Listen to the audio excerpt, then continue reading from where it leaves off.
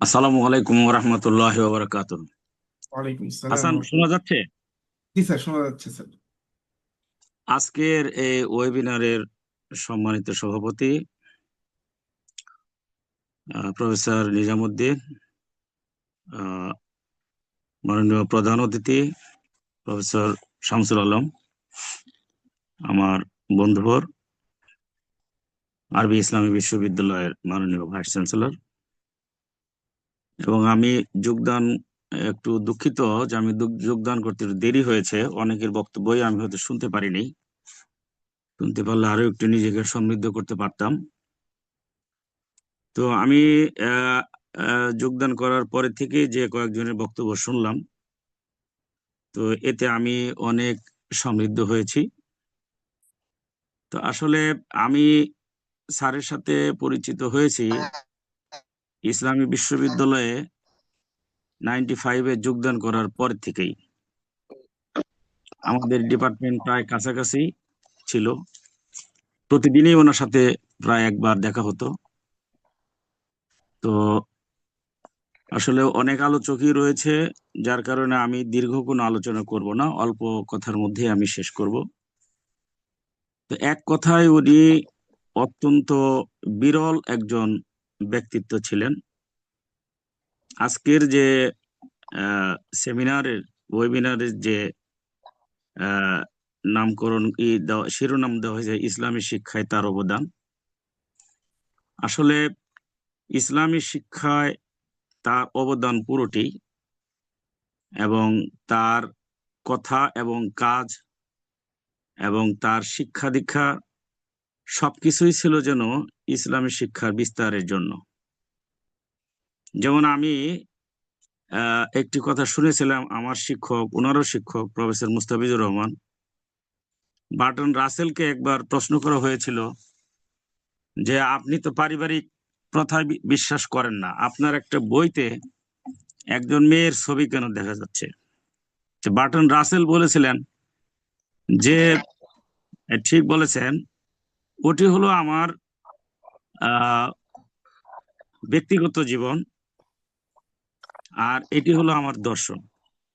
অর্থাৎ তিনি এমন একটি দর্শন লালন করেন, বার্টন রাসেল, যেটি তিনি নিজেই বাস্তবায়ন করতে পারেননি। অর্থাৎ ব্যক্তিগত জীবনে নারীকে তিনি অস্বীকার করতে পারেননি, কিন্তু তার দর্শন ছিল তার বিপক্ষে। কিন্তু আমাদের আলোচ্য বিষয়, আজকের আলোচ্য ব্যক্তিত্ব, তিনি এমন একজন ব্যক্তি ছিলেন যে তার ব্যাপারে আমরা যদি বলি পরিপূর্ণভাবে একমত যে ইসলামী শিক্ষা বিস্তারে, ইসলামী শিক্ষার সাথে তিনি নিজেকে পরিপূর্ণভাবে সংযুক্ত করেছিলেন। তার ব্যক্তি জীবন, তার পারিবারিক জীবন, তার সকল জীবনেই ইসলামকে তিনি এগিয়ে ধরেছেন। যেমন একটি সালামের কথাই আমি যদি বলি, তার মতো করে সালাম এই বিশ্ববিদ্যালয়ে কেন আমি কোথাও এইভাবে দিতে দেখিনি। আমি তার বয়সে অন্তত 10-15 বছরের ছোট হব। আমাকে দেখে যে খুশি হয়ে কখনোই আমি তাকে আগে সালাম দিতে পারতাম না, অনেক দূরে থেকে উনি সালাম দিতেন, এবং তাকে আমি কখনো মলিন দেখিনি। সব সময় তিনি হাসি খুশি থাকতেন। এবং বিশেষ করে এই যে আমরা 2018-তে আমি শিক্ষক সমিতির সদস্য নির্বাচিত হয়েছিলাম, এটা শেষ, সর্বশেষ, এরপরে আমরা শিক্ষক সমিতি আর পাইনি। তো ওই সময় আমি প্রস্তাব দিয়েছিলাম যে আমাদের অনেক শিক্ষক ইতিমধ্যে চলে গিয়েছেন, তাদের বিদায় অনুষ্ঠান হয়নি, তাদের বিদায় অনুষ্ঠান করার জন্য। এরপরে উনি এসছিলেন, উনার বক্তব্যে উনি এত চমকপ্রদ বক্তব্য দিয়েছিলেন যে আমি ভুল করেছি, ভুল করেছি, ভুল করেছি। অর্থাৎ তিনি কুষ্টিয়াতে যে পরিমাণ আনন্দের মধ্যে, বিশেষ করে ইসলামী শিক্ষার এবং তার ছাত্র ছাত্রী এবং তার যে ভক্তবৃন্দের একেবারে চূড়ান্ত একটা বন্যার মধ্যে ছিলেন, সেটার মনে হয় কিছুটা ঘাটতি গিয়ে পড়েছিল ঢাকাতে গিয়ে।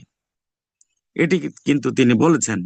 অর্থাৎ একজন সত্যিকার অর্থে শিক্ষিত মানুষ শিক্ষিত পরিবারে থাকতে চায়, শিক্ষিত পরিবেশের মধ্যে থাকতে চায়।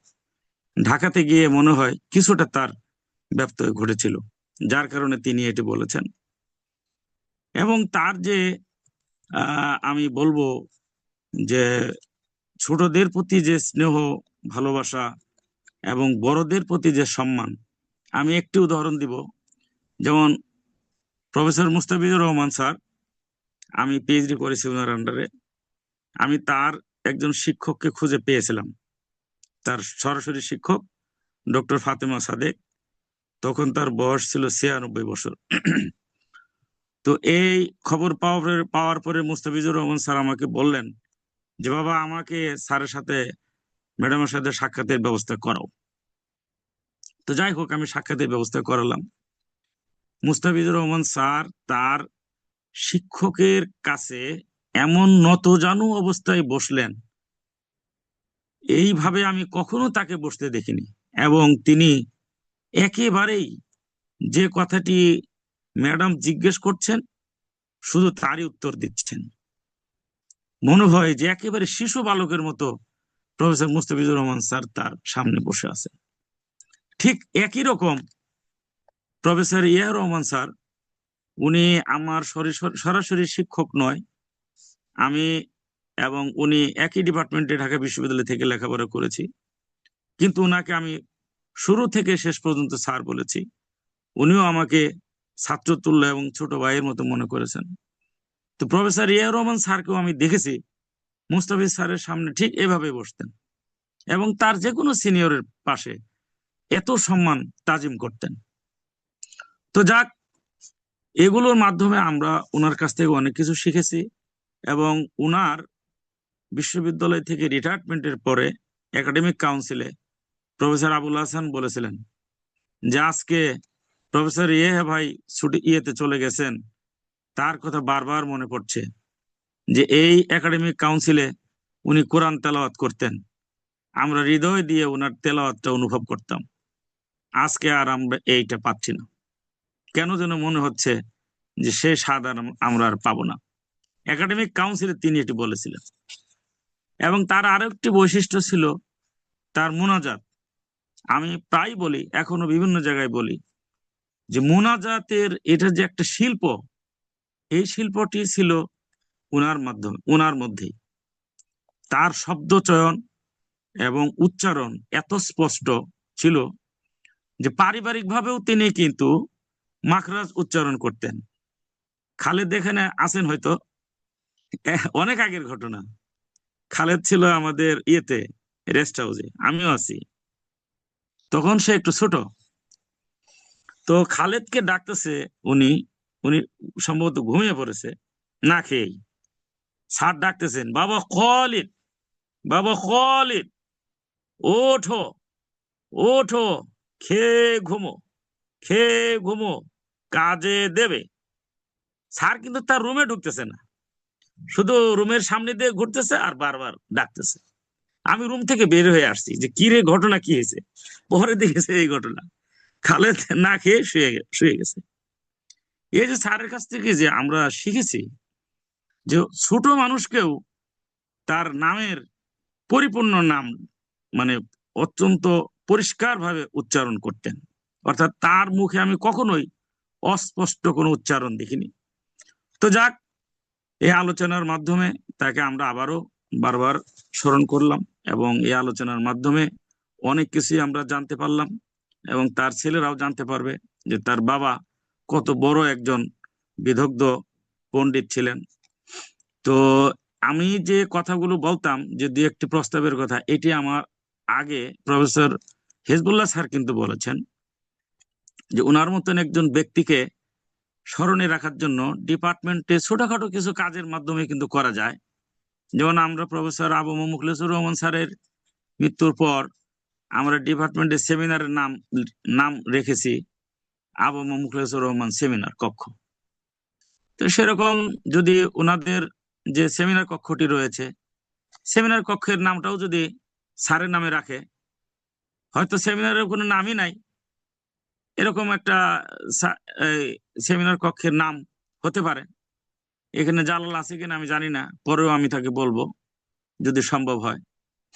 আর আরেকটি কথা হলো যে স্যারের নামে একটি স্মরণিকা বের করা। এখানে আমরা যারা স্যারের সাথে দীর্ঘদিন আমরা থেকেছি, স্যার সম্পর্কে জেনেছি, ওনার সাথে আমাদের অনেক স্মৃতি রয়েছে। আমরা আশা করি যে তার সম্পর্কে 2-4 কলম অনেকেই লিখবো। আর স্যারের যে অপূর্ণ কাজ রয়ে গেছে, অসম্পূর্ণ, স্যারের অত্যন্ত সৌভাগ্যবান ব্যক্তি যে উনি 2 জন ছেলেকেই তার মতন করে গড়ে তুলেছেন। যে স্যারের বই পুস্তক যেগুলো বা যে লেখাগুলো এখনো অসম্পূর্ণ রয়েছে, আমার মনে হয় যে হাসান ইয়াহিয়া সুন্দরভাবে সেগুলো সম্পূর্ণ করতে পারবে। এটি একটা পাণ্ডুলিপি আকারে যদি প্রকাশিত হয় তাহলে এটি একটি সম্পদ হবে এবং এর মাধ্যমে স্যারের লেখাগুলো সংরক্ষিত থাকবে, সকলেই জানতে পারবে এবং এখান থেকে অনেকেই উপকৃত হতে পারবে। তো আমি আর কথা না বাড়িয়ে আমাকে কথা বলার সুযোগ দানের জন্য আজকের যারা আয়োজক সকলকেই আমি মোবারকবাদ জানাচ্ছি। এবং স্যারের জন্য আমি নামাজে বসলে আমার বাবা মার জন্য যতবার দোয়া আসবে, স্যারের জন্য ততবার দোয়া আসবে, এটা আমার মনের থেকে আসবে। এবং স্যার এখান থেকে রিটায়ারমেন্টে যাওয়ার পরে গত 2 বছরে অন্তত 50 বার উনি আমাকে ফোন করেছেন। আমি হয়তো 50 বারের মধ্যে 2 বার 3 বার বা 5 বার 5 বার ফোন করেছি, উনি অন্তত 50 বার ফোন করেছেন, অনেক কথা বলেছেন স্যার। তো যাক, আমরা দোয়া করি আল্লাহ যেন স্যারকে সর্বোচ্চ মাকাম দান করেন। এবং আল্লাহ রসুলের যে হাদিস রয়েছে যে 3টি সাদগায়ে জারিয়া হিসেবে 3টি কাজ, মানে মানুষ মারা গেলে সব আমল বন্ধ হয়ে যায়, 3টি থাকে। উনি তিনটিতেই তিনি কামিয়াবি হয়েছেন এবং আশা করি তিনি আমার আমার মানে কি বলবো, দৃঢ় বিশ্বাস যে আল্লাহ রাব্বুল আলামিন এটি কবুল করেছেন এবং আমাদের সকলের দোয়াই আল্লাহ কবুল করবেন বিশ্বাস করি। তো এটি বলেই আমার কথা শেষ করছি। তো আশা করি আমি যে প্রস্তাবগুলো দিলাম এগুলো আপনারা একটু ভাবনা করবেন, চিন্তা করবেন। আমারও কোনো সহযোগিতা লাগলে আমি সহযোগিতা করবো ইনশাল্লাহ। তো এই বলে আমার কথা শেষ করছি।